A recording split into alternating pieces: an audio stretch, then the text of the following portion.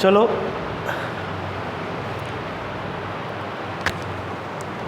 तो आज जो हमने कुछ लिखाया था ना जी सेक्टोरियल एरिया, उस पर कुछ क्वेश्चंस हैं, उसको हम लोग आज किया जाए।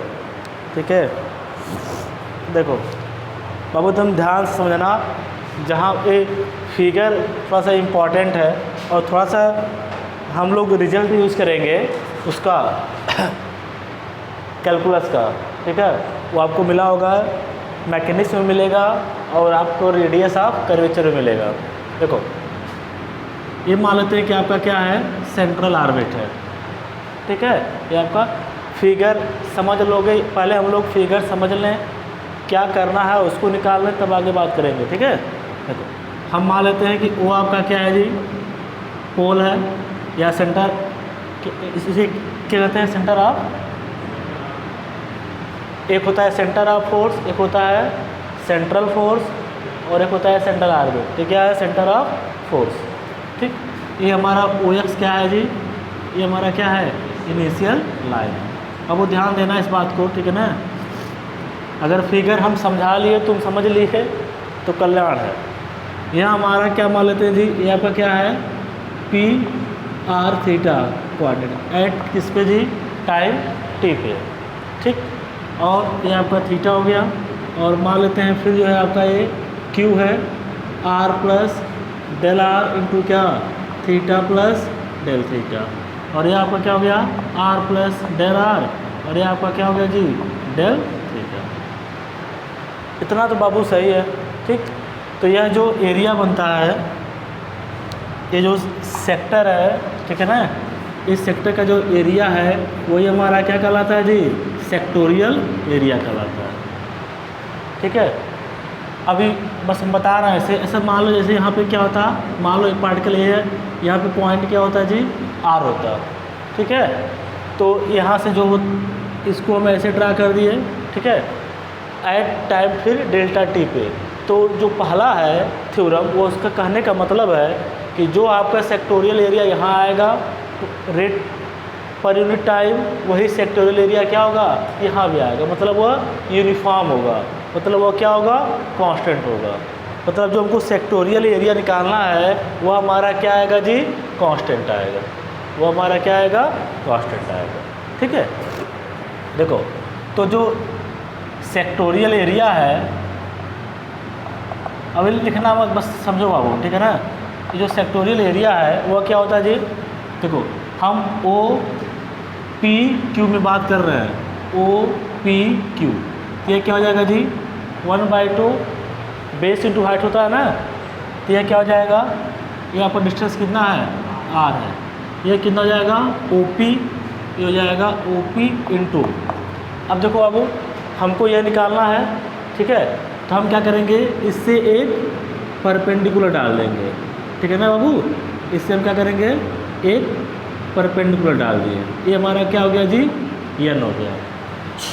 ठीक है, ध्यान देना बाबू, ये हम त्रिभुज का फॉर्मूला लगा रहे हैं ना, एरिया निकालने के 1/2 बेस इंटू हाइट, तो ये क्या हो जाएगा, OP इंटू क्या हो जाएगा बाबू, यहाँ पे QN हो जाएगा। ठीक है, अच्छा तो हो गया 1/2 OP मतलब क्या हो गया जी, हमारा R हो गया इंटू। अब बाबू आते हैं हम लोग QN पे, QN क्या होगा, तो देखो इसको हम अलग से बना रहे हैं। यह आपका है, यह है और यह मान लो है। ठीक, अरे मतलब ऐसे नहीं है, ये ऐसे है। ठीक है, यह आपका क्या है, 90 डिग्री है। ठीक है, लंब डाले तो 90 डिग्री। यह आपका एंगल कितना है जी, डेल थीटा है। यह आपका है Q, ये आपका है N, और ये आपका क्या है जी, P। हमको निकालना क्या है, QN। ठीक है, तो साइन डेल थीटा क्या होता है, लंब बटे कर्ण होता है, तो लंब हमारा क्या है जी, R plus del R into, और यह क्या हो जाएगा, इसके सामने वाला ही तो, एक मिनट,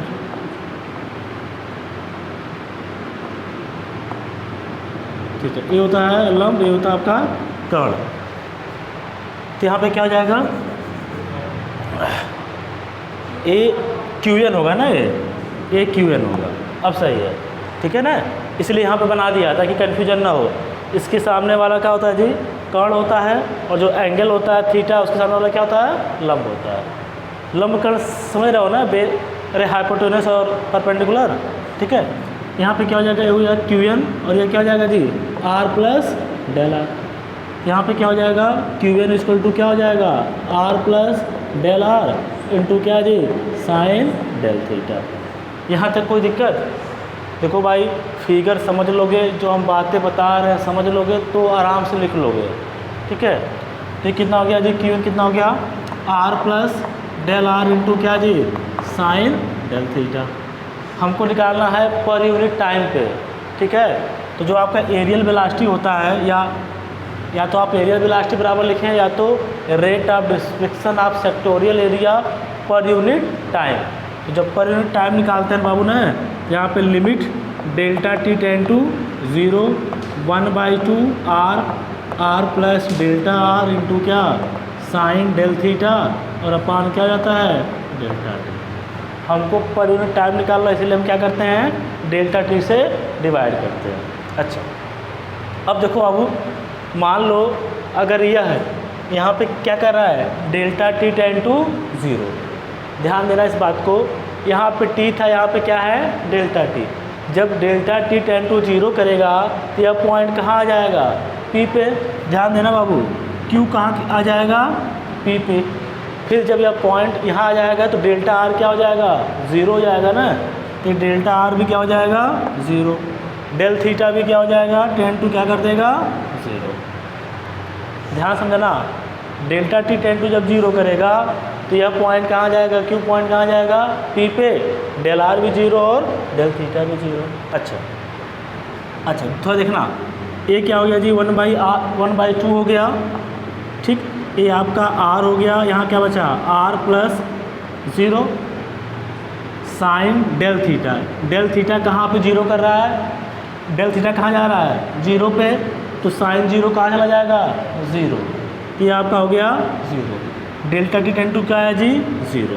तो ये क्या बन गया, 0/0 फॉर्म, इनडिटर्मिनेट फॉर्म, ठीक है। और हम कभी भी लिमिट तब नहीं रखते हैं जब वो फॉर्म क्या होता है, इनडिटर्मिनेट फॉर्म होता है, ठीक है। चलो, तो हम क्या करेंगे जी, यहाँ पे कुछ ऐसा सेटिंग करें कि हमारा इनडिटर्मिनेट फॉर्म क्या हो जाए जी, ना आए, क्योंकि जब तक इनडिटर्मिनेट फॉर्म रहेगा हम लोग लिमिट नहीं रख सकते हैं, ठीक है ना। चलो, कैसे आया फॉर्म हमने बता दिया, ठीक है ना। चलो, यहाँ पे देखो, limit delta t tends to 0 1/2 R plus del R, ठीक, इनटू, तुम बचपन में पढ़े होगे कि sine theta upon theta, limit theta tends to 0 equal to क्या होता है, 1 होता है, पढ़े हो ना। तो हम देखो वही काम करने जा रहे हैं, साइन डेल थीटा, यहाँ पे क्या कर दें बाबू, डेल थीटा कर दें, ठीक। और यहाँ पे क्या हो जाएगा, डेल थीटा अपान क्या हो जाएगा, डेल टी हो जाएगा, ठीक है। मतलब यहाँ पे limit delta theta tends to क्या हो जाएगा, 0, यहाँ limit delta t tends to 0, और ये भैया क्या हो जाएंगे, हट जाएंगे। डेल्टा टी टेन टू 0 है तो हमारा डेल आर भी 0 है, और डेल्टा थीटा भी क्या हमारा 0 है। तो यह क्या आ गया, 1/2 R square into sine del theta upon del theta क्या हो गया, 1 हो गया, ये आपका हो गया 1 into del theta by del t क्या हो जाता है, अरे भाई d theta by d t हो जाएगा, डी थीटा बाई, तो हमारा आ क्या गया, 1/2 इंटू क्या, R square D theta by d t. हमको दिखाना है कि ये कांस्टेंट है, हमको दिखाना है क्या है, कांस्टेंट है, यूनिफॉर्म है। तो हम क्या करेंगे, देखो अब देखो, हमने पढ़ाया था स्टार्टिंग में पहला लेक्चर कि यहाँ पे जो भी एक्सेलरेशन काम करेगा वो कौन सा एक्सेलरेशन काम करेगा, रेडियल एक्सेलरेशन। ट्रांसवर्स एक्सेलरेशन क्या हो जाता है, 0 हो जाता है, तो उसकी वैल्यू क्या होती है, 1/r d/dt R square theta dot equal to क्या आता है, 0। तो यहाँ से आर स्क्वायर थीटा डॉट क्या हो जाएगा, कांस्टेंट, और इसी कांस्टेंट को हमने क्या माना था, एच माना था, इक्वल टू कांस्टेंट।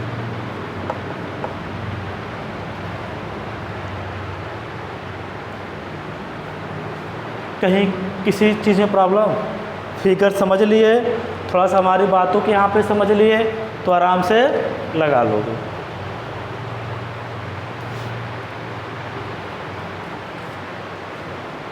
अब इसको लिखाया जाए, अगर कोई क्वेश्चन हो बाबू तो पूछ सकते हो। बोलो जी डिड यू, हम तो नाम भी नहीं जानते जी, भूल जाते हैं। क्लियर है, लिखाया जाए। हमने क्या किया बाबू, बस एक काम किया, हमको इसका एरिया निकालना था, rate of description of sectorial area. तो हमको ये एरिया निकालना था, तो हम जानते थे एरिया का फार्मूला है 1/2, यहाँ पे आपका ओ पी इंटू क्या, क्यू एन निकालने के लिए हमने क्या किया, एक यहाँ पे परपेंडिकुलर डाला, तो क्यू एन की वैल्यू हमने एक फिगर बना के वहाँ से निकाल लिया।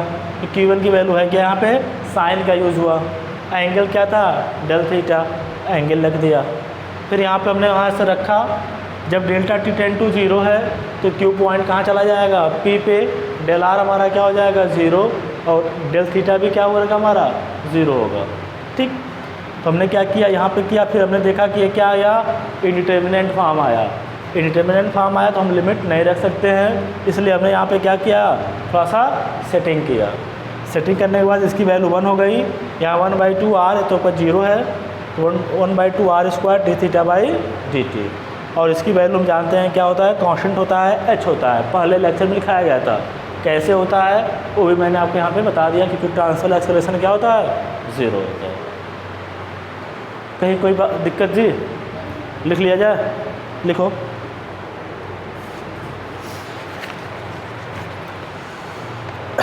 टेक इसमें पहले का प्रूफ लिखो, take O as fix point, take O as fixed point and O X, take O as fixed point and O X as initial line, O X as initial line. नीचे से let P R theta, capital P है और R theta आप जानते हैं, let P R theta is the position of a particle, is the position of the particle at time t, at time t and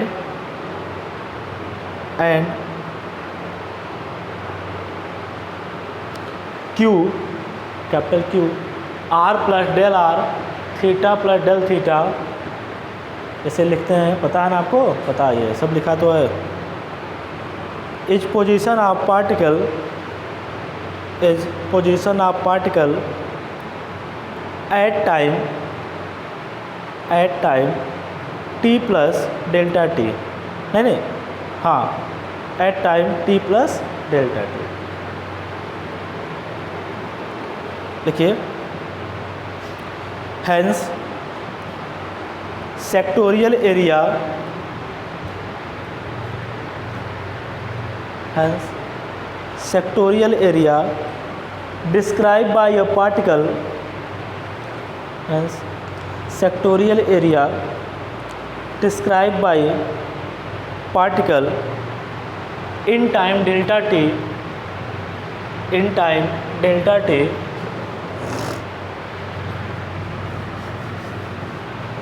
ऐसे लिखो, बराबर करके area triangle O P Q,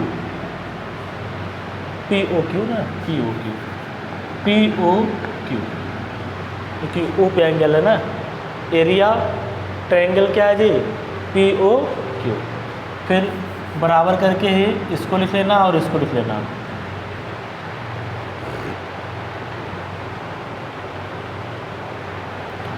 लिखते चलो।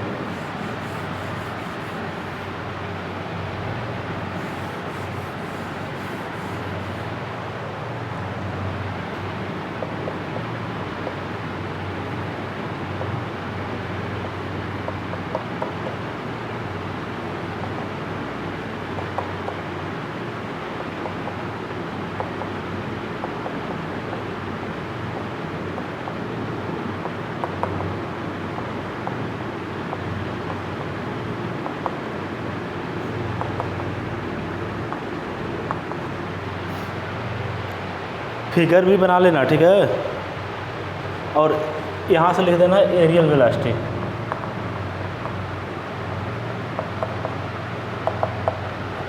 इसको पूरा कंप्लीट कर लो।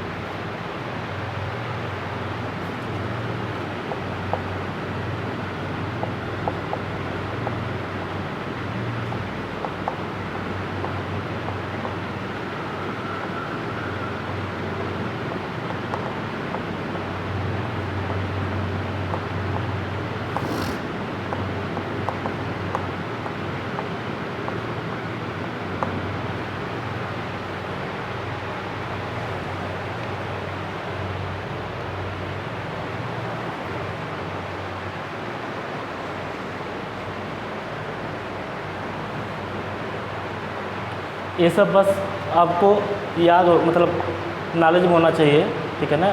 इसको लिखने की ज़रूरत नहीं है। अगर आपको डाउट हो सकता है तो आप लिख सकते हैं।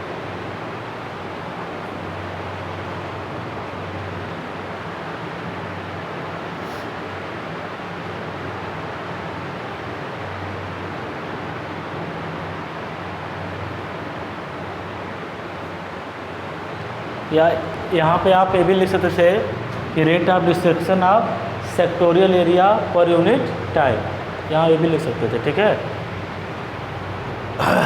पूरा लिखिए, तब एक लाइन और लिखा है।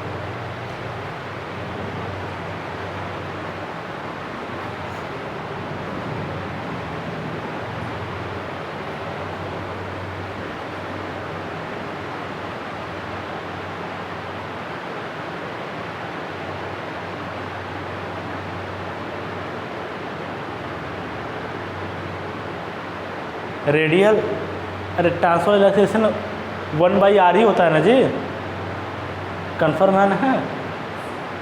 चलो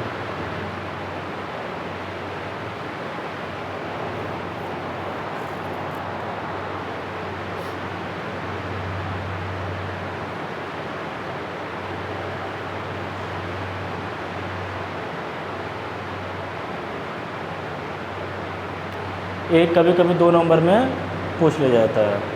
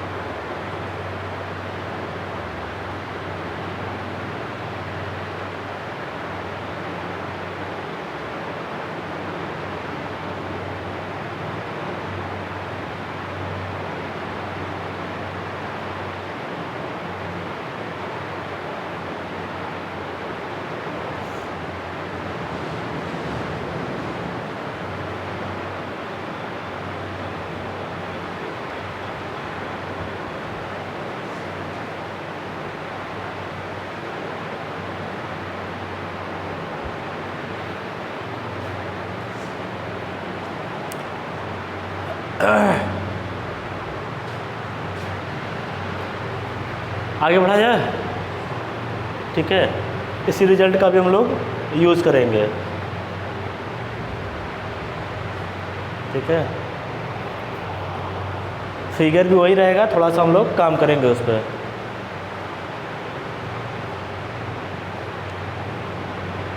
देखिए जो हम सेकेंड प्रूफ कराना जा रहे हैं वो उसमें जो है क्या बोलते हैं, बुक में अलग तरह से किया गया है, बट आप उससे इजी तरह से हम बस एक रिजल्ट याद करना है, और जो कि आप जानते हैं, ठीक है। आगे बढ़ा जाए, चलिए आते हैं सेकेंड पे।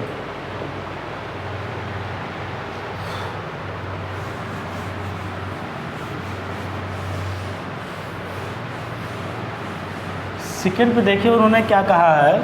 सेकेंड का उन्होंने कहा है कि to prove that the linear velocity, statement पढ़ रहे हैं तो ध्यान दीजिए तब ना आपको समझ में आएगा। Prove that the linear velocity at any point of its path. तो हम फिगर बना रहे हैं यहाँ देखिए, अब एक परपेंडिकुलर वाला काम खत्म हो गया। यह हमारा क्या है, कोई लीनियर वेलोसिटी क्या है, v है, ठीक है।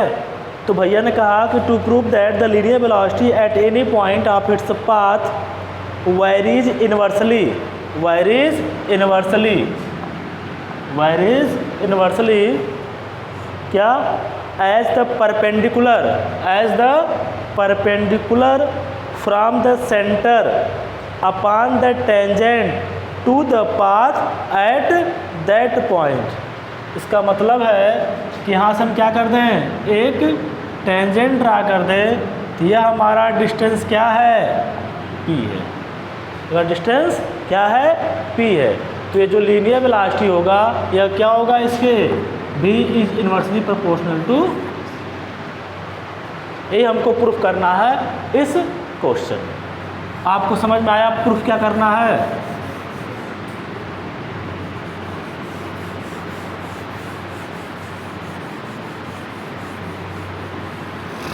ये हमारा डिस्टेंस क्या है,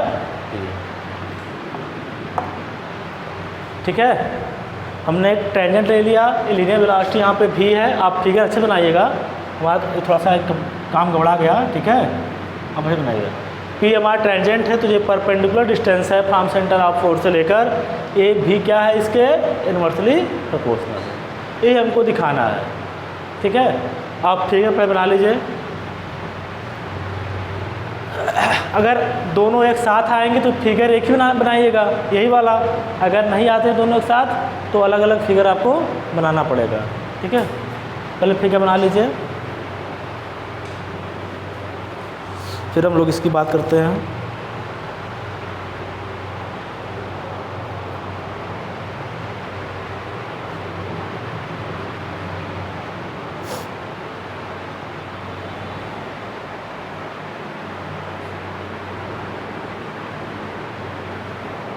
एक कैपिटल P है, एक स्मॉल p है। स्मॉल p क्या है, परपेंडिकुलर डिस्टेंस है from centre of force to, जो आपका टेंजेंट खींचा गया है। और v आपका ये लीनियर वेलोसिटी है, तो ये हमको दिखाना है, ठीक है।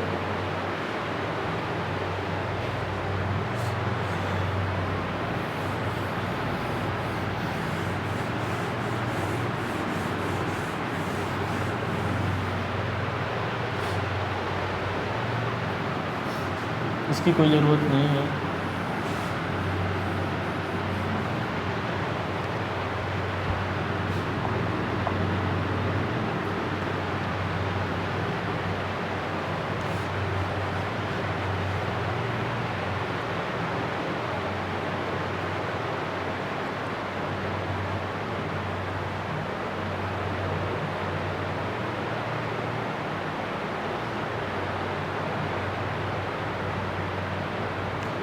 आज सेंट जोसेफ बंद है क्या जी? आज तुम नहीं जाओगी? चलो हाँ, रोज़ रोज़ जाना भी उचित नहीं है। रोज़ रोज़ पढ़ाई कहाँ लिखा है। अच्छा, कभी आपके मन में आया कि नहीं कि ये पढ़ाई वाला सिस्टम किसने बनाया? कभी आता कि नहीं मन में?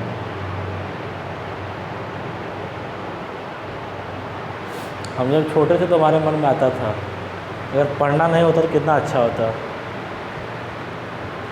अच्छा, कभी कभी हम जब 5th वाले बच्चों को देखते हैं या 6th वाले बच्चों को, तो हमारे मन में आता है कि इनको भी कितना पढ़ना है।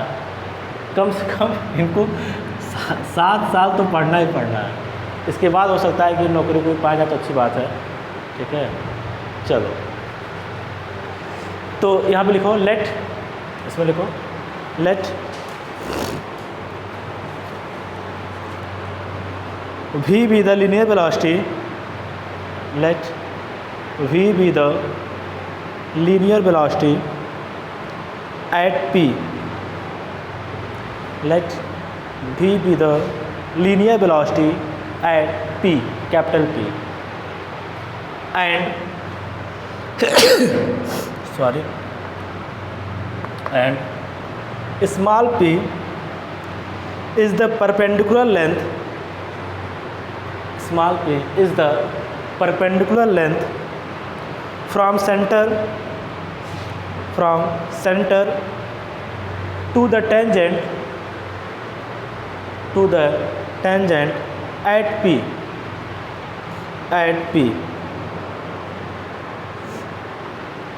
बाबू देखो यहाँ पे अगर मान लो सिर्फ यही सेकेंड वाला क्वेश्चन आया है या सेकेंड वाला, तो स्टार्टिंग कहाँ से करोगे? स्टार्टिंग वहाँ से करोगे। ओ एक आपका पोल है, ओ एक्स क्या है? इनिशियल लाइन है। एट टाइम टी पे क्या है? पी आर थीटा, और at T plus delta T पे क्या है? इतना। उसको लिखने के बाद तब इसको लिखना, ठीक है ना। चलो अब देखो अबू, अच्छा लिखो, वी नो दैट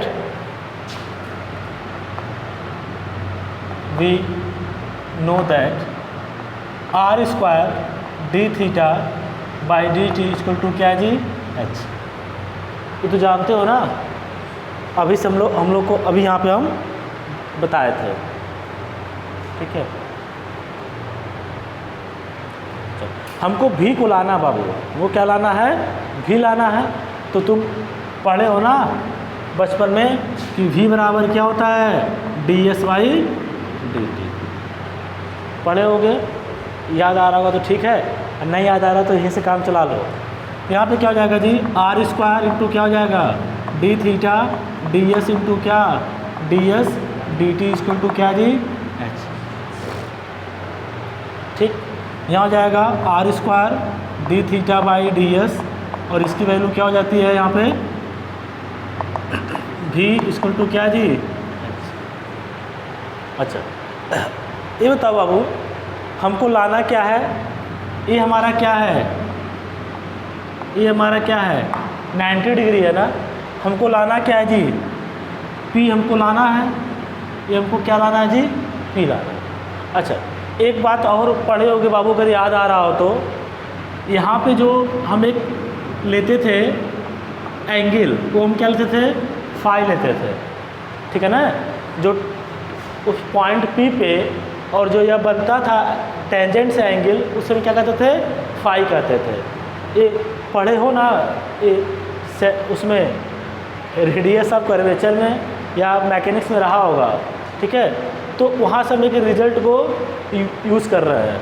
यहाँ पे देखो, यहाँ हो जाएगा R into R d theta by D S into v equal to H. यहाँ पर हम लोग एक रिजल्ट का यूज़ करेंगे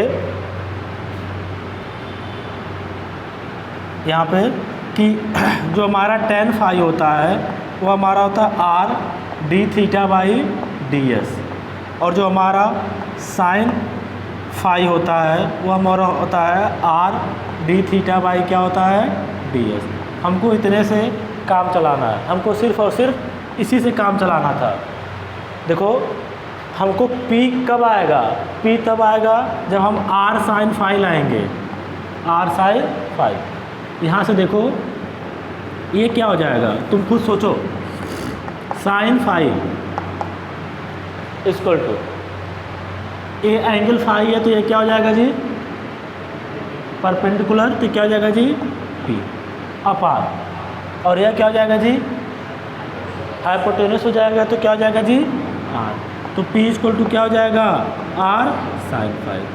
मतलब ये है मेरे बाबू कि हमें P लाने के लिए हमें R साइन फाई का टर्म लाना पड़ेगा, ठीक है। हम क्यों कर रहे हैं उसको मैंने बता दिया जी, थोड़ा आवाज़ आ जो है ठीक है ना। तो हमने P ऐसा हम ताम झाम क्यों कर रहे हैं? ताम झाम इसलिए कर रहे हैं, हमको P लाना है क्योंकि हमको यह चीज़, यह रिलेशन दिखाना है। ये रिलेशन दिखाने के लिए हमको P लाना है, और P कब आएगा? जब यहाँ पे एंगल हम क्या मानेंगे? फाई, और ये फाई होता है, ये यहाँ थीटा मानते हैं और यहाँ फाई मानते हैं डिफरेंशियल कैलकुलस से। इसके बाद हमने यहाँ पे लगाया साइन का फार्मूला, तो हमारा ये आपका आ गया, ठीक है। और ये रिलेशन होता है साइन फाई क्या होता है? Are d theta by D S. यहाँ देखो बाबू, आर इंटू यहाँ पे क्या हो जाएगा? साइन फाई, इसको साइन फाई इंटू क्या? वी इक्वल टू क्या आ गया?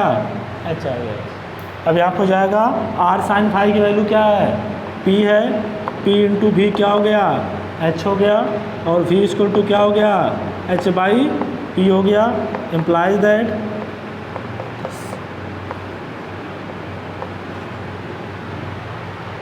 इस रिजल्ट का यूज़ किया मैंने। क्यों यूज किया, क्योंकि हमको पी की वैल्यू आर साइन फाई लाना है। कहाँ से लाना है, फ्रॉम फिगर से। ये आपका एंगल फाई है, तो आपका इस पूरे सेकेंड थ्योरम में कहीं कोई प्रॉब्लम जी? हाँ हाँ बाबू, बस इसे याद करना है। और एक मिल पढ़ोगे अगर डिफरेंशियल कैलकुलस, मतलब जो हमारा कैलकुलस था उसमें आपको ये मिलेगा, ठीक है, आप जाके पढ़ सकते हैं। हमने क्यों यूज किया इसको भी बता दिया कि पी हमको लाना है, और पी कैसे आएगा, उस रिलेशन का यूज़ करके आएगा, ठीक है। आप लिख लीजिए।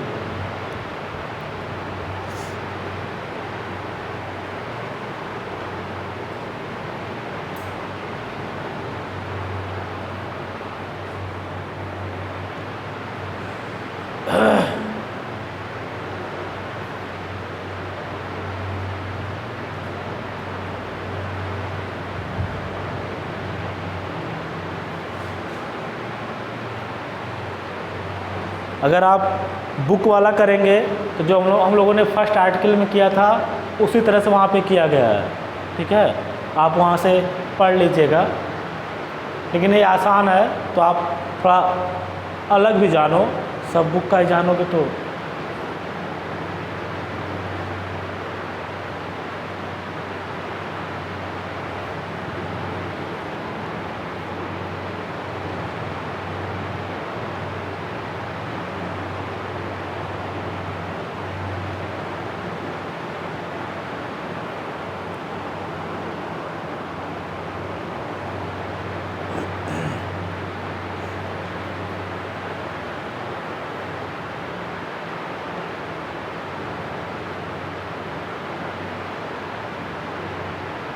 एक मिनट, एक गलत है ना थोड़ा सा, ये देखो तो दोनों इक्वल हो गया, ऐसा हो सकता है, ठीक है।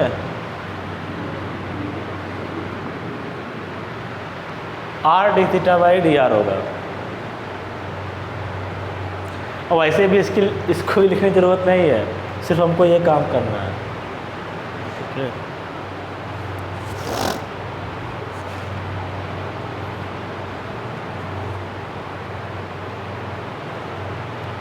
अच्छा, अभी उसमें एक लाइन हम थोड़ा सा जल्दबाजी के चक्कर में एक लाइन हमने उसमें नहीं लिखाया ना, तुम तो इतना थोड़ा सा एक दो लाइन छोड़ देना चाहिए ना जी।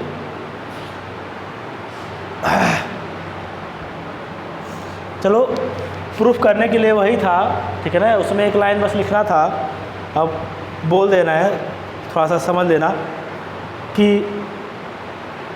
आर्टिकल फर्स्ट में क्या, बस सुन लो पहले, बुक में लिखा है hence rate of description of sectorial area in every central orbit is constant. जो हमने वहाँ पे लिखा था वो क्या था, कांस्टेंट आया था, उसी को एक लाइन वहाँ पे लिखना चाहिए था कि क्या पता क्वेश्चन जो है इस मेथड से भी पूछ ले, जो सेक्टोरियल एरिया क्या होता है, कांस्टेंट होता है, ठीक है। आप वहाँ पे ना तो लिख लीजिए hence rate of description of sectorial area in every central orbit is constant.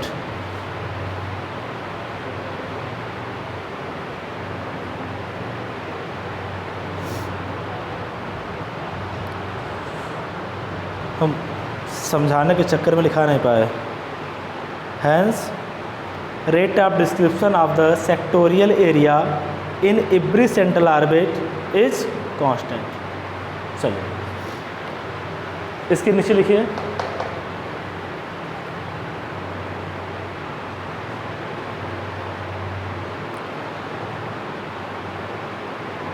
बोलें, देखिए hence linear velocity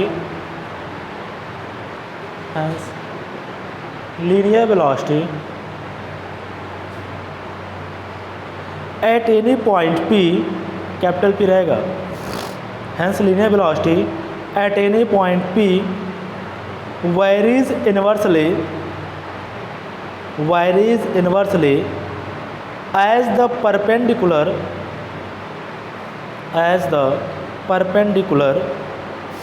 from the center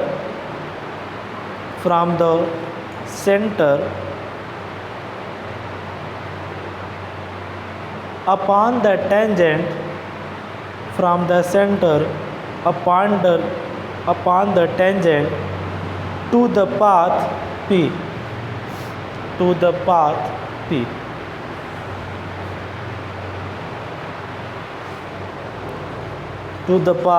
P.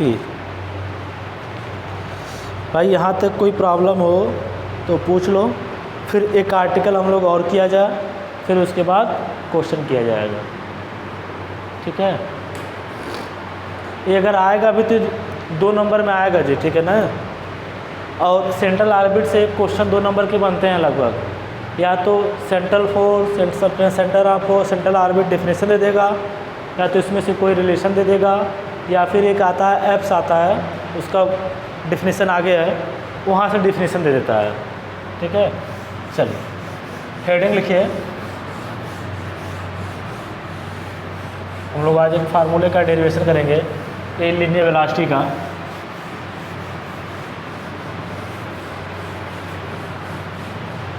देखिए, लीनियर वेलोसिटी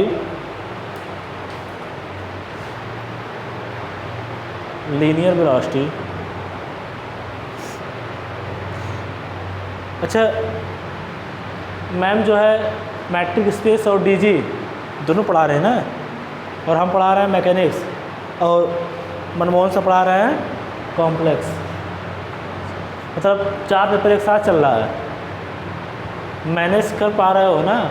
खैर 2 साल का एक्सपीरियंस है जी, ये फर्स्ट ईयर वाला से पूछना चाहिए था। ठीक है, देखो linear velocity at any point of the path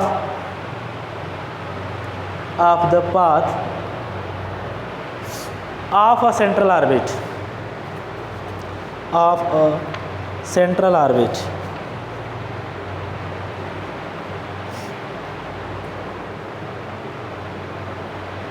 ठीक है, चलो इसका डेरिवेशन देखो, समझ में आता है तो ठीक है। देखो वी है, यहाँ पहले ध्यान दो फिर छापना, वी है, वी इक्वल टू क्या है जी, h/p।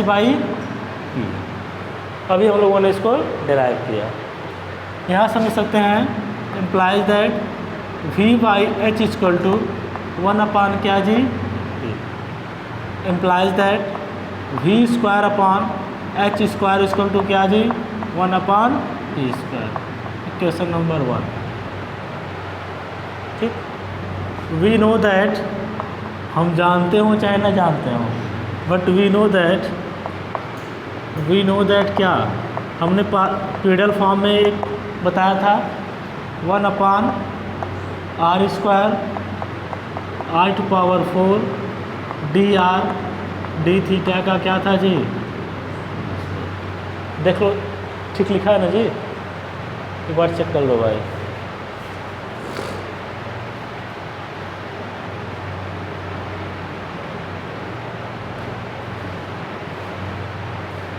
लिखवाया गया है ना, सही है ना।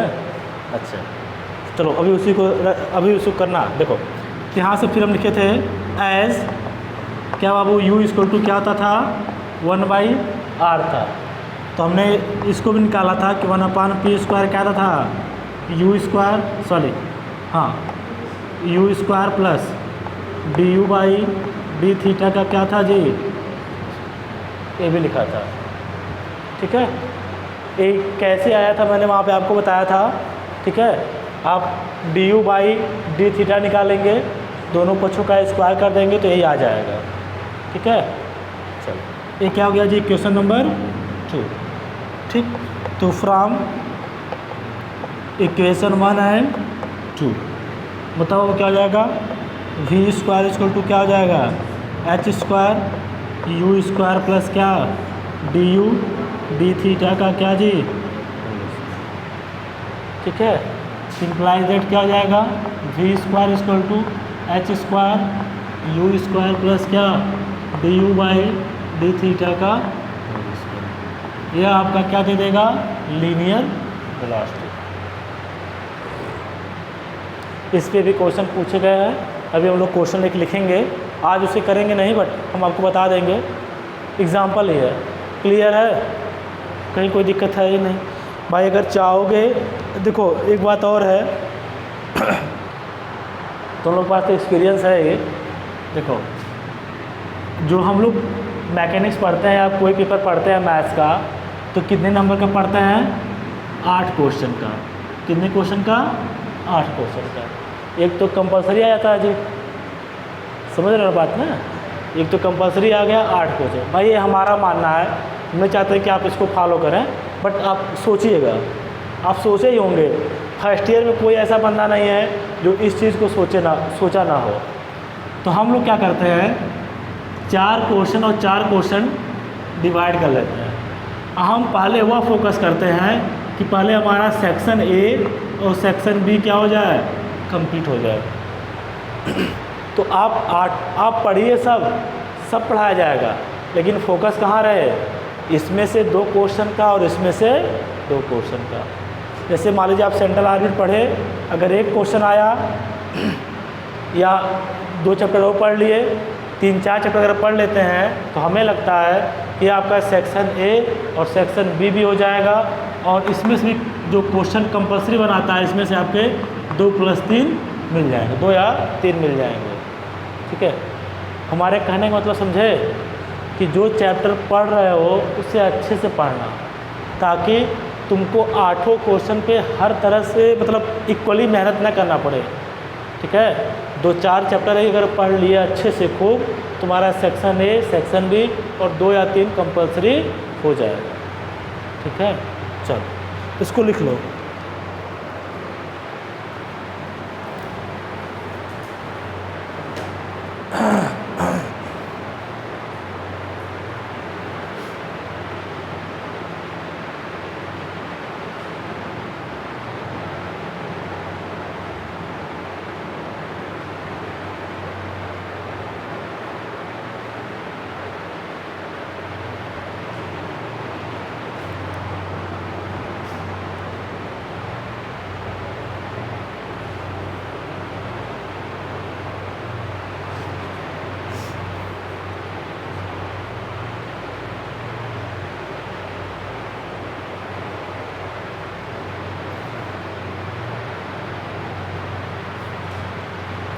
या मन करेगा तो लिख ही देना।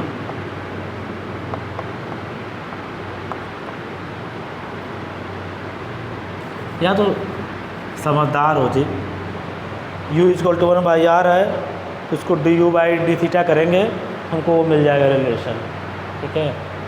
ज़्यादा लिखाने कोई फ़ायदा नहीं, समझदार हो ही तो।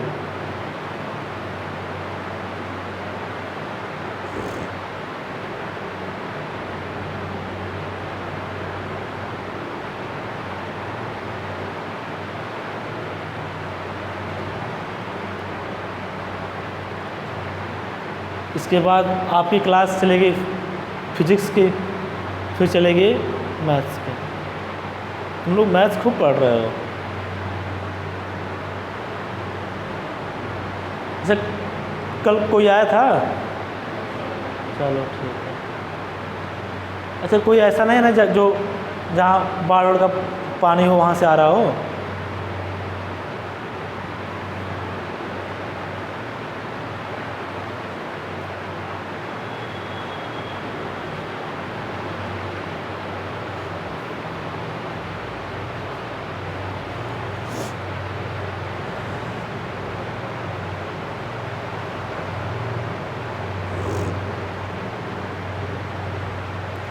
अच्छा अभी तुम लोग का रिजल्ट आया कि नहीं किसी का? अभी नहीं आया। यही है कि जो तुम मैथ में पाओगे पेपर में नंबर, वही नंबर चारों पेपर मिल जाएगा। ये पता है ना। अब पता नहीं कैसा मेहनत किए होगे। अगर मान लो 50 में तुम पा गए 40 नंबर, तो सब में 40 पा जाओगे, मतलब 80% मिल जाएगा। ठीक है, अब देखो कितना पाते हो। ठीक है, चलो देखो which gives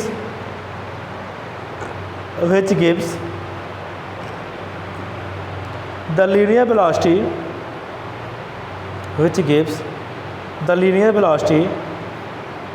at any point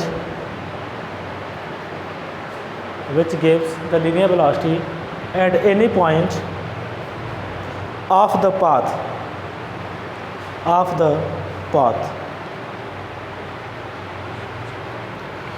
अब एक क्वेश्चन लिखो, इम्पॉर्टेंट है, बहुत बार पूछा गया है, और इसमें कुछ 2-4 चीज़ें को कॉन्सेप्ट है वो आज हमको आपको बता देंगे।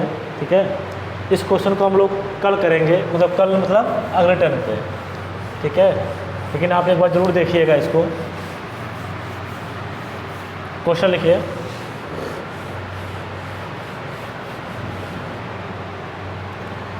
अ पार्टिकल मूव्स, यहाँ पे एग्ज़ाम में आया है 90, 92, 94, 95, 2010, 2015, और भी पूछा गया होगा।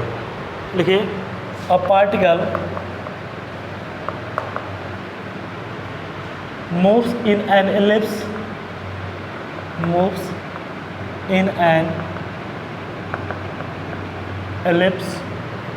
under a force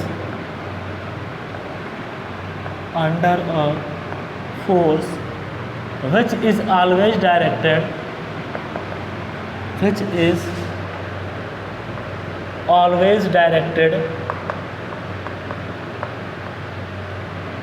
always directed towards its focus.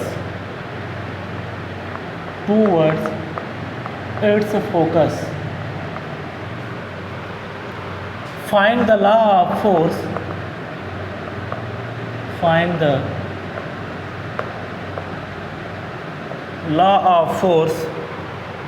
and the velocity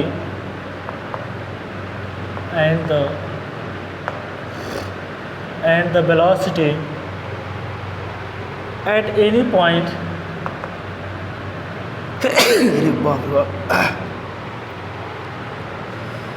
सर्दी जुकाम हो गया है। at any point of its path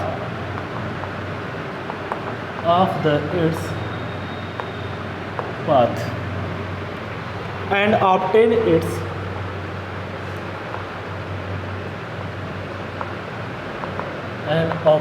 its periodic time.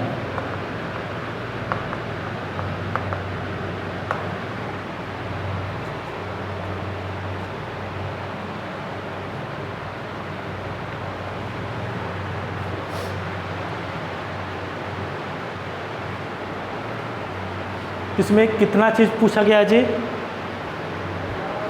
क्या क्या पूछा गया? 3 चीज़। कौन कौन?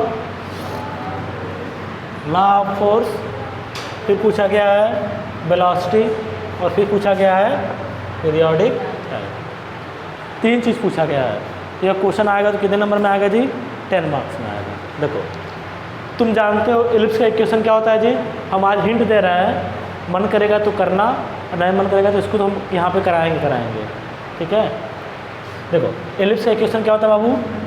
L/R क्या होता है? बहुत अच्छी बात जी, I am really proud of you. L/R इसको क्या होता है? 1 + E cos थीटा।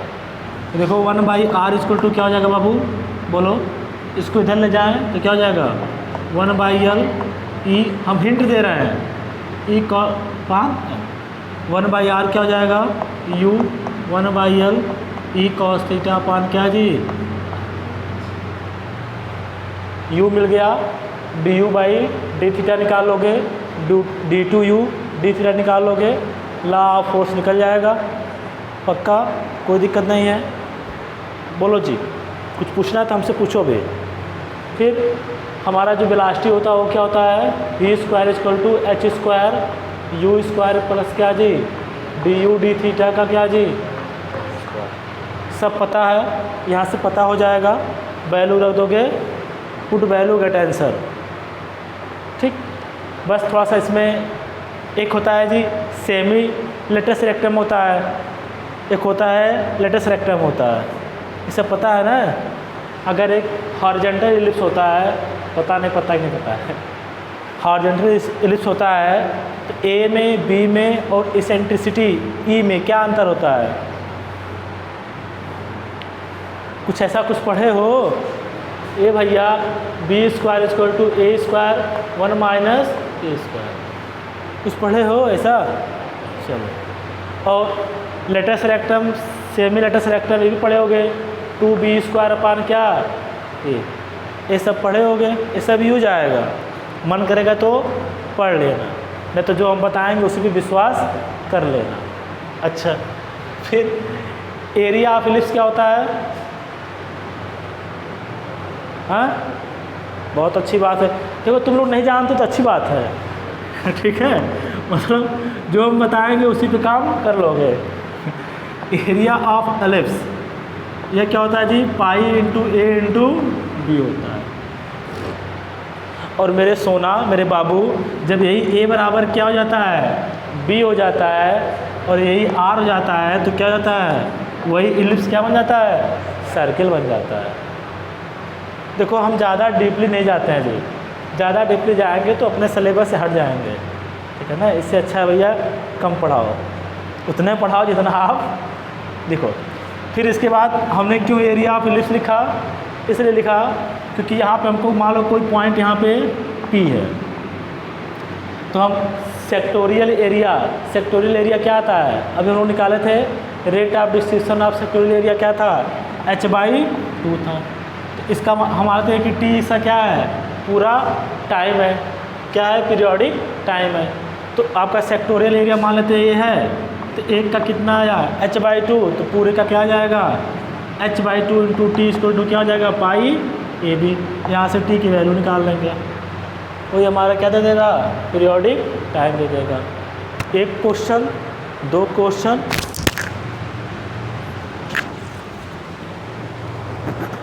ठीक है,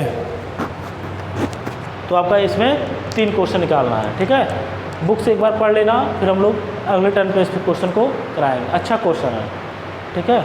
चलो चला जाए, इसको बस क्वेश्चन लिख के बाकी हम लोग वहाँ कराएंगे, तुम एक बार पढ़ के आओगे ना तो चीज़ें क्लियर रहेंगे, ठीक है। चलो।